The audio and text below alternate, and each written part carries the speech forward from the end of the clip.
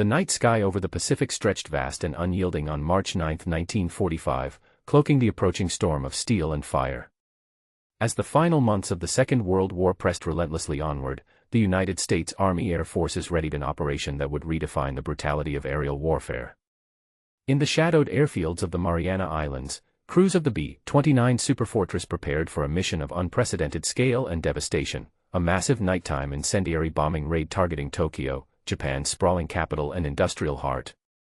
This mission marked a pivotal strategic shift in the American air campaign against Japan. Earlier efforts had concentrated on high-altitude precision bombing, aiming to cripple specific military and industrial installations.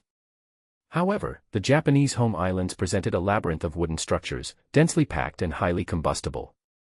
The U.S. command, led by General Curtis LeMay, recalibrated tactics to exploit this vulnerability. The new doctrine emphasized low-altitude night raids utilizing incendiary bombs designed to ignite the city's predominantly flammable urban fabric. The objective was no longer just precision strikes but wholesale destruction through the generation of uncontrollable firestorms. At 7:30 p.m. local time, as twilight faded into full darkness, over 300 B-29 Superfortresses lifted from their bases. The aircraft themselves were marvels of engineering, long-range heavy bombers capable of flying at altitudes exceeding 30,000 feet with a maximum bomb load surpassing 20,000 pounds. The B-29's pressurized cabins and advanced avionics allowed crews to operate with greater endurance and precision than any previous bomber. Now, these technological innovations were to be wielded in a campaign of relentless nocturnal assault. The crews navigated across hundreds of miles of ocean with meticulous coordination, maintaining radio silence to evade Japanese radar detection. As they neared the target, the formation descended to altitudes between 5,000 and 9,000 feet, far lower than typical bombing runs, to maximize the incendiary effect. The air was heavy with anticipation and the cold steel of the bombs they carried, tens of thousands of M69 incendiary bomblets, each designed to penetrate rooftops before igniting into ferocious flames. Upon reaching Tokyo, the night raid unleashed a torrent of firebombs over a swath of the city's eastern districts. Wooden houses and merchant warehouses, tightly clustered and vulnerable, erupted in flames that fused into a vast conflagration. The intense heat generated an inferno so massive it created its own weather system, winds swirling at hurricane force, drawing oxygen into the firestorm's core and sustaining its furious expansion. Entire neighborhoods vanished beneath the billowing smoke and roaring flames.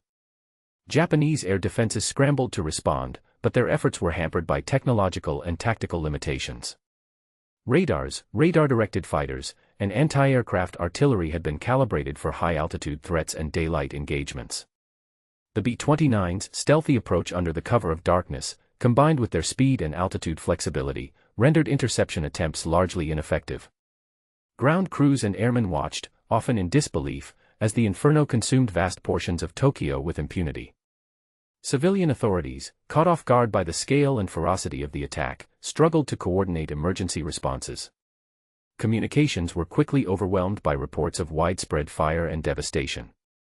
The city's firefighting infrastructure, already strained by years of war, was ill-equipped to combat such an unprecedented blaze. Emergency evacuation orders were issued, but the chaos of the night and the rapid spread of the firestorm made orderly retreat nearly impossible for many residents. Within the Japanese command center, shock and confusion reigned.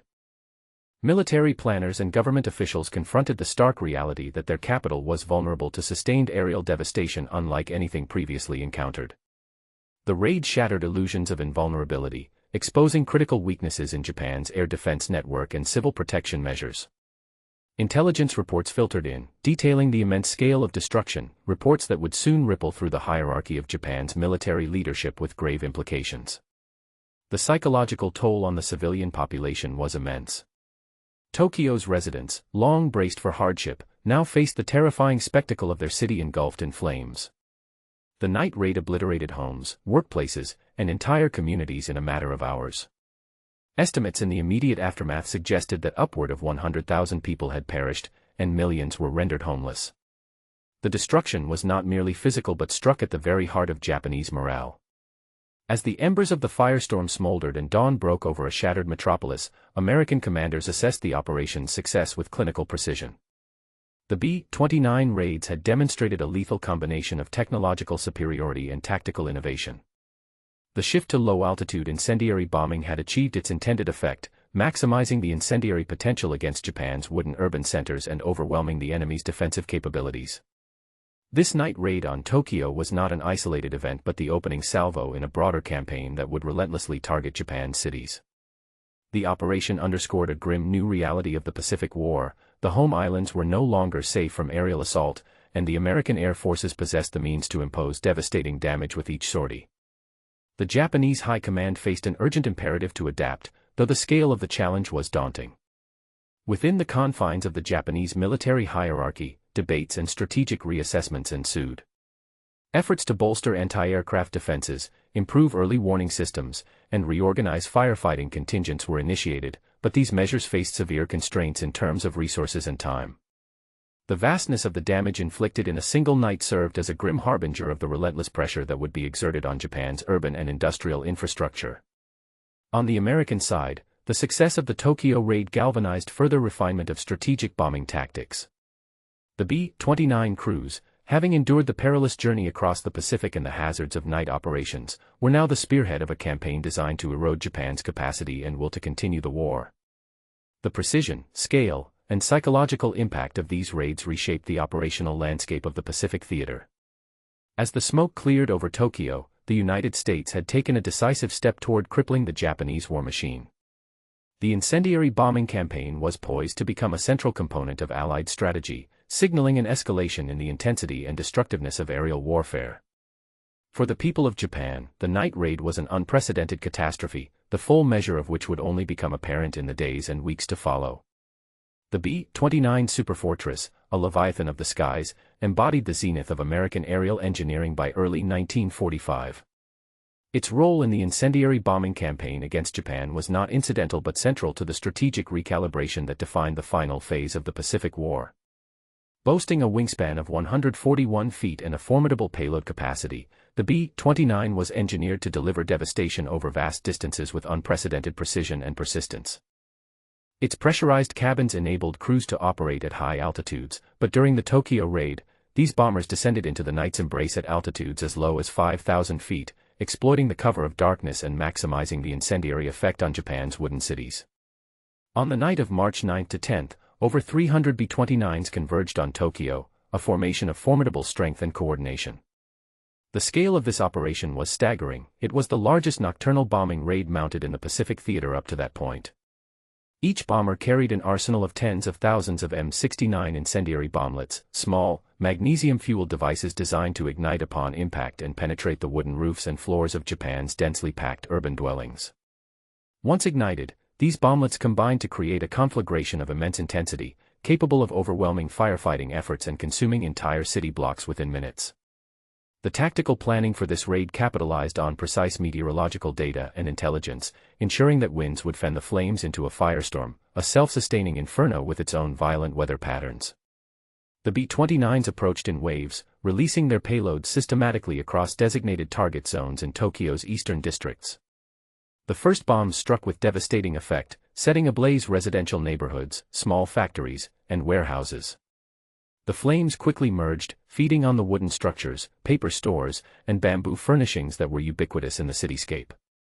As the firestorm intensified, it generated hurricane-force winds that spiraled through the streets, drawing oxygen into the heart of the blaze and extending its reach beyond the initial impact zones. The inferno's ferocity was such that traditional firefighting tactics were rendered futile. Fire breaks were consumed before they could be established, water supplies were rapidly depleted or disrupted. Flames leapt from building to building, igniting gas lines and storage depots, triggering secondary explosions that added to the chaos and destruction. Japanese air defenses faced a confluence of challenges during the raid. The B-29's approach under the cloak of night nullified much of the effectiveness of searchlights and night fighters, which had been calibrated primarily for daylight operations against lower-flying aircraft. Radar installations struggled to provide timely and accurate tracking data, and the sheer number of bombers overwhelmed the limited interceptor squadrons available. Anti-aircraft artillery, though formidable in theory, was hampered by the difficulty of targeting fast-moving aircraft silhouetted only against the dark sky. Even when Japanese fighters engaged the B-29s, the bombers' robust defensive armaments and speed gave them a critical edge. Each B-29 was equipped with multiple remote-controlled gun turrets, manned by crews trained to coordinate their firepower with lethal precision. This defensive network, combined with tight formation flying and evasive maneuvers, allowed the bombers to sustain relatively low losses despite the intensity of enemy resistance. The cumulative effect of these technological and tactical advantages was apparent as the raid unfolded. Tokyo's skies were alight not only with the glow of the firestorm below but with tracer rounds, flak bursts, and the distant roar of aerial combat. Despite these hazards, the B-29s maintained formation and timing, releasing their incendiaries in coordinated waves designed to maximize overlap and sustain the blaze. From the perspective of Tokyo's beleaguered residents, the night was apocalyptic. Homes and shops erupted in flame, with the firestorm's heat intense enough to melt glass and buckle steel. Streets became rivers of fire, and the acrid smoke choked the air, obscuring visibility and suffocating those who fled. The city's firefighting units, already strained by war-induced shortages of personnel and equipment, were quickly overwhelmed. Emergency shelters filled beyond capacity, and evacuation orders struggled to reach all areas in time. The urban fabric of Tokyo, woven predominantly from wood and paper, was uniquely susceptible to such incendiary tactics. Unlike the stone and concrete cities of Europe, Japan's traditional construction methods amplified the destructive potential of firebombing. The tightly packed nature of residential districts, with narrow alleys and contiguous rooflines, facilitated the rapid spread of flames. The M69 incendiary's design exploited this vulnerability, igniting fires deep within structures and making firefighting efforts even more perilous. As the firestorm raged into the early hours, the combined effect of heat, wind, and flame created a phenomenon that defied containment. The inferno expanded outward in a violent frenzy, consuming an estimated 16 square miles of urban area. Entire neighborhoods were reduced to smoldering ruins, factories crucial to Japan's war production lay in ashes. The physical destruction was matched by a profound psychological impact, as survivors grappled with the sudden annihilation of their homes and communities. Japanese military and civil defense officials convened urgently as reports of the devastation filtered in. The scale of destruction was unparalleled, and the implications for Japan's war effort were dire. The firebombing campaign had exposed glaring deficiencies in Japan's ability to protect its population and infrastructure from sustained aerial assault. Despite efforts to mobilize additional firefighting brigades and strengthen air defense networks, the technological gap remained pronounced. The B-29's success in delivering such overwhelming incendiary payloads was a testament to both its engineering and the meticulous planning behind the operation. The aircraft's capacity to fly long distances, carry heavy bomb loads, and operate effectively at night rendered it a formidable instrument of strategic bombing. The incendiary bombing tactics employed during the Tokyo raid capitalized on these strengths, demonstrating a calculated shift from precision bombing of specific targets to area bombing designed to destroy entire urban sectors. American commanders recognized that the destruction wrought in Tokyo was a harbinger of what could be repeated in other Japanese cities. The tactics refined during this raid would be applied in subsequent operations, with the intent to cripple Japan's industrial base, undermine civilian morale, and hasten the end of the war. The B-29 Superfortress emerged from this operation not merely as a bomber, but as a symbol of technological dominance and tactical innovation in the air war against Japan. Throughout the raid, the coordination between bomber crews, weather reconnaissance, and intelligence analysts was critical. Meteorological conditions were monitored closely to ensure that wind patterns would sustain the firestorm and that cloud cover would shield the bombers from detection. The timing of the attack was synchronized with these variables, maximizing the likelihood of complete devastation within the designated target zones. The night raid on Tokyo was a grim demonstration of the destructive potential of modern aerial warfare. It underscored the lethal synergy of advanced aircraft technology, specialized incendiary munitions, and strategic planning. The firestorm that engulfed Tokyo was not merely an accident of war but a calculated weapon, designed to break the enemy's capacity to wage war and erode the will of its people. As the last B-29s turned away from the burning city, the scale of the operation's success was unmistakable. Tokyo lay ravaged, its industrial output disrupted, and its civilian population plunged into crisis. The raid had irrevocably altered the nature of the conflict, signaling a new phase in the air war where destruction on a massive scale became a central strategy. The B-29 Superfortress and its incendiary payload had become the instruments of this transformation, heralding a relentless campaign that would continue to shape the desperate final months of the Pacific War. The dawn following the incendiary night raid revealed a city transformed beyond recognition. Tokyo's eastern districts lay in ruins, a labyrinth of smoldering debris and shattered lives. The scope of destruction was staggering, an estimated 100,000 souls lost in the inferno, countless more injured, and millions rendered homeless. This catastrophic loss of life and infrastructure sent shockwaves through Japan's military and civilian leadership, confronting them with a dire new reality. The incendiary bombing had not merely inflicted physical devastation, it had shattered any illusions of invulnerability that had persisted within the Japanese command structure. Within the Japanese military headquarters, urgent assessments unfolded amid growing alarm. Commanders grappled with the implications of the raid's precision and scale, recognizing that their cities were now vulnerable to sustained and devastating aerial assaults deep within the home islands. The firebombing had exposed critical weaknesses in their defensive systems, radar networks were inadequate, fighter interception was insufficient, anti-aircraft artillery was ineffective against the high-speed, night-flying B-29s. Moreover, civil defense and firefighting capabilities were woefully underprepared for such large-scale catastrophes. As reports filtered through, the psychological impact on Japan's military leadership was profound. The scale of destruction undermined confidence in their ability to protect the civilian population and maintain the nation's industrial output. The raid's success indicated a strategic turning point. No longer was Japan insulated from the relentless aerial bombardment that the Allies had perfected in Europe. Now, the home islands themselves were the battleground.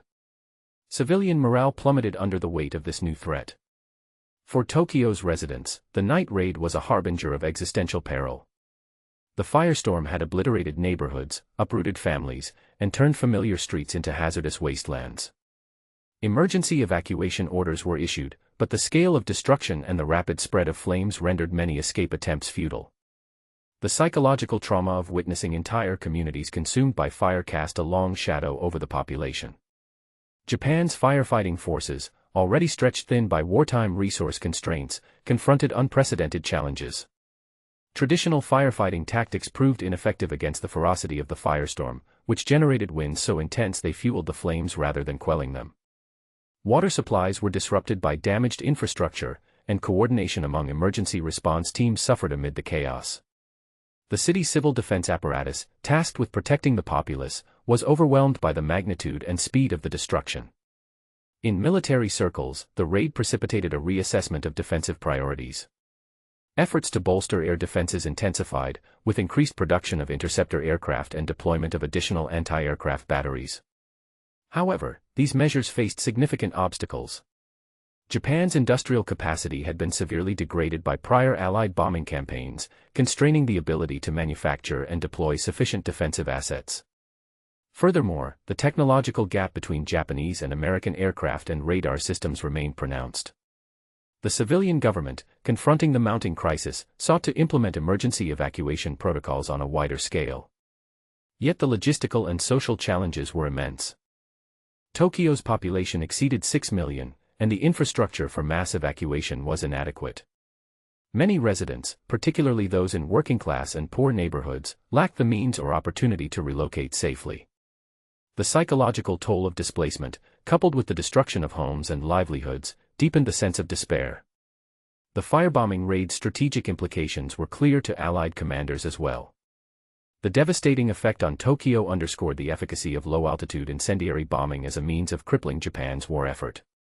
The operation had demonstrated that the B-29 Superfortress was not merely a tool for precision strikes against military targets but a weapon capable of inflicting widespread destruction on civilian infrastructure. This realization informed subsequent planning for a sustained campaign against Japan's urban centers. Within Japan, the shock of the Tokyo raid reverberated through every level of society. The destruction of vital industrial zones disrupted production of war material, compounding the strain on the military's ability to sustain prolonged conflict. Factories, warehouses, and transportation networks lay in ruins, severing supply lines and hindering the movement of troops and resources. The cumulative effect was a weakening of Japan's overall war capacity. Moreover, the psychological blow to civilian morale amplified the strategic damage. The raid demonstrated the Allies' capacity to strike deep within the Japanese homeland, eroding the population's confidence in the government's ability to provide protection. This erosion of morale translated into increased war weariness, complicating efforts by Japanese authorities to maintain public support for continued resistance. Throughout the following days, the city's charred remains bore silent witness to the raid's savagery. The human toll was immense, families torn apart, communities displaced, and survivors grappling with the trauma of loss and destruction. Relief efforts were hampered by damaged infrastructure and the sheer scale of need. Makeshift shelters and aid stations emerged amid the rubble, but resources remained scarce, and the city's capacity to recover was severely compromised. Japanese commanders faced the grim reality that incremental improvements to air defenses and civil protection would not suffice to halt the relentless American bombing onslaught. The technological superiority of the B-29 and the tactical innovations in incendiary bombing had fundamentally altered the strategic landscape. Tokyo's devastation was a stark indicator that Japan's cities could not be shielded from the full force of Allied air power. The firebombing campaign also exposed the limitations of Japan's traditional urban planning and civil defense doctrine. The reliance on wooden construction and dense urban layouts, while culturally and historically ingrained, rendered cities highly susceptible to incendiary attack. Attempts to enforce blackout regulations and fire breaks offered limited mitigation against the overwhelming intensity of the firestorm. In the Japanese command center, the sense of urgency mounted. There was recognition that the war's trajectory had shifted decisively.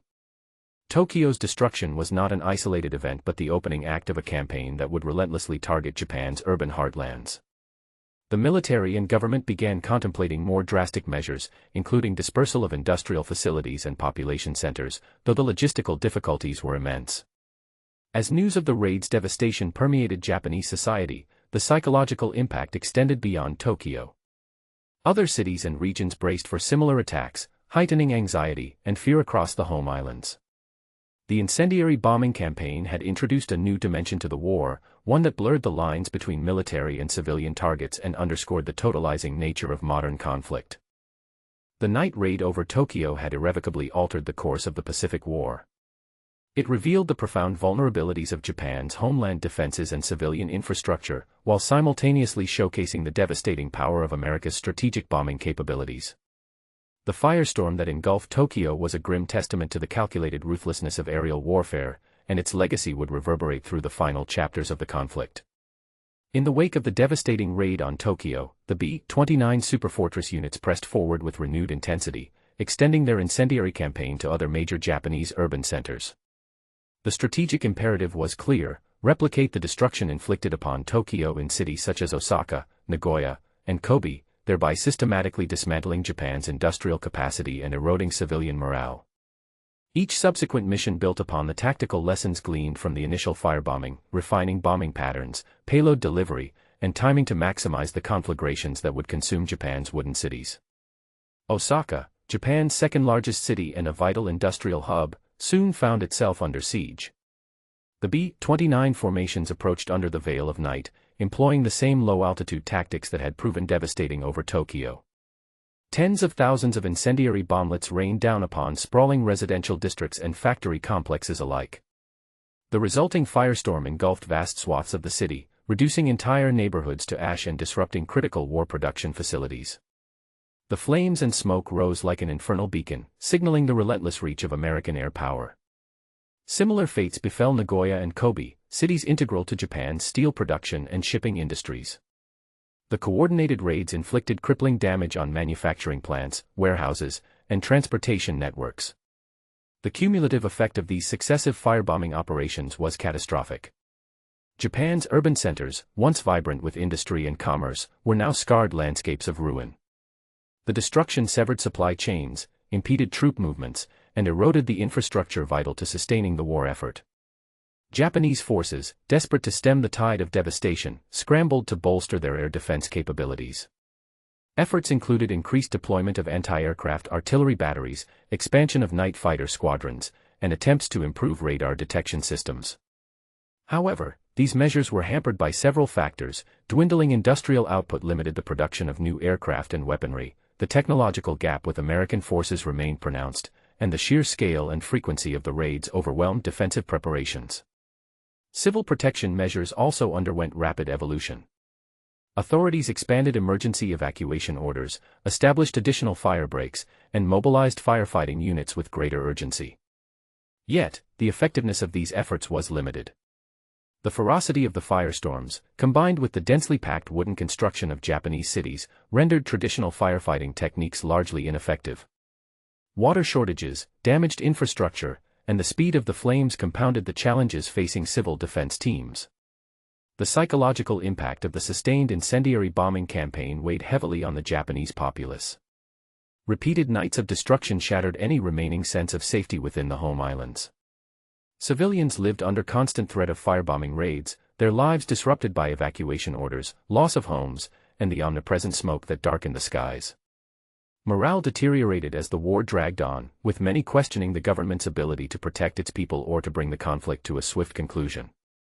Within the Japanese military command, the cumulative effect of the raids accelerated strategic decline. The degradation of industrial production hampered the manufacture of weapons, vehicles, and other material essential for frontline operations. Transportation networks, critical for moving troops and supplies, were disrupted by the destruction of rail yards, bridges, and ports. The capacity to sustain prolonged resistance diminished with each successive air raid. Despite valiant efforts, Japanese air defenses remained largely ineffective against the B-29's advanced capabilities. The bomber's long range, heavy payload, and flexible operating altitudes continued to outmatch Japanese interceptors. Radar installations struggled to provide comprehensive early warning, and the limited number of night fighter aircraft failed to engage bombers consistently. Anti-aircraft artillery, though formidable in numbers, was insufficient to repel the massed formations that assaulted the cities. The incendiary bombing campaign not only inflicted physical devastation but also represented a psychological weapon designed to erode the will to fight. The relentless destruction of homes, workplaces, and communities undermined civilian morale and heightened war weariness. The cumulative effect of the firebombing raids hastened internal pressures within Japan to seek an end to the conflict, even as military leadership grappled with the prospect of continued resistance. As the campaign progressed, the United States refined its tactics further. Bombing runs were increasingly coordinated to exploit prevailing wind conditions and urban layouts, ensuring the spread of conflagrations across targeted areas. The use of radar navigation allowed B-29 crews to operate effectively despite cloud cover or darkness, maintaining the element of surprise and enhancing bombing accuracy. These technological and tactical advantages compounded the destructive impact on Japan's cities. The physical devastation wrought by the incendiary raids extended beyond immediate damage. The destruction of essential infrastructure hindered post-raid recovery efforts, leaving cities crippled for months. Hospitals, fire stations, and emergency services were overwhelmed or destroyed, complicating relief operations. The loss of housing and utilities displaced millions, precipitating humanitarian crises within already strained urban centers. Japanese authorities, recognizing the futility of conventional air defense in the face of the B-29 threat, explored alternative strategies. These included dispersal of key industrial facilities to less vulnerable locations, increased reliance on underground factories, and fortification of remaining urban areas. However, these measures were implemented too late and were insufficient to counter the scale and intensity of the American air campaign. The incendiary bombing raids on Osaka, Nagoya, and Kobe underscored the devastating synergy of technology, tactics, and strategic intent. The B-29 Superfortress, armed with specialized incendiary munitions and supported by advanced navigation and intelligence, embodied the lethal capacity of modern aerial warfare. The fires that consumed Japan's cities were not random acts of destruction but deliberate, calculated assaults on the nation's capacity to wage war. Japanese commanders faced the grim calculus of this new reality. The destruction of urban centers and industrial hubs eroded Japan's ability to sustain its military forces, while the psychological impact of relentless bombing undermined civilian resolve. The war's momentum shifted inexorably in favor of the Allies, with each incendiary raid tightening the noose around Japan's strategic capabilities. Throughout this period, the Japanese populace endured unimaginable hardships. Night after night, the threat of firebombing raids cast a pall over cities and towns. Evacuations, loss of homes, and the constant fear of sudden destruction became a grim routine. The cumulative trauma inflicted by these raids contributed to growing war weariness and a sense of inevitability regarding Japan's eventual defeat. The B-29 incendiary campaign against Japan's major cities thus emerged as a decisive factor in the final stages of the Pacific War. It combined overwhelming technological superiority with tactical innovation to inflict unparalleled destruction on Japan's urban and industrial landscape. The cumulative physical and psychological toll hastened the collapse of Japan's war effort and set the stage for the conflict's concluding chapters. The incendiary bombing campaign waged by B-29 superfortresses over Japan's urban centers became a pivotal element in the Allied strategy that ultimately forced Japan's surrender, marking a decisive turning point in the Pacific War. These raids were not isolated tactical operations but a calculated effort to dismantle Japan's capacity to continue the fight, both materially and psychologically. The unparalleled destruction inflicted on cities such as Tokyo, Osaka, Nagoya, and Kobe underscored the devastating power of strategic bombing as a tool of modern warfare. The sheer scale of devastation wrought by the incendiary raids foreshadowed the even more cataclysmic events that would soon unfold with the introduction of atomic weaponry. The firestorms ignited by tens of thousands of magnesium-fueled bomblets had already demonstrated the capacity to obliterate entire neighborhoods, cripple industrial production, and shatter civilian morale. These raids laid the groundwork for the subsequent atomic bombings of Hiroshima and Nagasaki, which would bring the war to its precipitous end. Beyond their immediate impact, the incendiary bombings reshaped aerial warfare doctrine. The effectiveness of low-altitude night raids targeting urban centers highlighted the limitations of conventional precision bombing in the context of a nation whose industrial and civilian infrastructure was deeply intertwined within densely packed wooden cities. The B-29's ability to deliver massive payloads over long distances with relative speed and defensive resilience made it an instrument capable of inflicting comprehensive destruction, challenging existing norms of engagement. The psychological effect on the Japanese populace and leadership was profound and irrevocable. These raids shattered any remaining illusions of security within the home islands, forcing a grim acknowledgement that the war had entered a stage of total aerial domination. The relentless destruction of homes, factories, and essential services eroded the civilian will to persevere, compounding the military setbacks Japan faced on multiple fronts. In the aftermath, the legacy of the B-29 incendiary bombing campaign extended beyond the immediate military and strategic consequences. The sheer human cost, the loss of tens of thousands of lives, the displacement of millions, and the trauma inflicted upon survivors, cast a somber shadow over the operations. This legacy influenced post-war urban planning and civil defense policies in Japan, prompting a re-evaluation of building materials, firefighting infrastructure, and emergency preparedness to mitigate future vulnerabilities. Internationally, the campaign contributed to the evolving discourse on the ethics and legality of aerial bombardment. The targeting of civilian populations in pursuit of strategic objectives raised profound moral questions that would shape post-war conventions and treaties governing warfare. The devastating effectiveness of incendiary and atomic weapons highlighted the need for clearer rules of engagement and protections for non-combatants in future conflicts. From a technological perspective, the campaign validated the strategic value of long-range heavy bombers equipped with advanced navigation and defensive systems. The B-29 Superfortress emerged as a symbol of American aerial supremacy, its design and capabilities influencing post-war bomber development and aerial combat doctrine. The integration of incendiary munitions into strategic bombing campaigns underscored the importance of tailoring ordnance to target specific vulnerabilities within enemy infrastructure. The cumulative effect of the incendiary bombing campaign hastened Japan's strategic decline and contributed significantly to the Allied victory in the Pacific. By systematically dismantling urban centers, crippling industrial production, and eroding civilian morale, the raids accelerated Japan's capacity to wage war towards collapse. The campaign's success underscored the transformative impact of air power in modern warfare, where the skies became theaters of both technological innovation and profound human tragedy. As the Pacific War drew to its close, the memory of the firestorms that raged across Japan's cities remained a stark testament to the destructive potential of strategic bombing. The B-29 raids had irrevocably altered the urban landscape and the course of history, serving as both a demonstration of military might and a sobering reminder of war's catastrophic human cost. The lessons learned from this campaign would resonate in military doctrine, international law, and the collective consciousness for decades to come.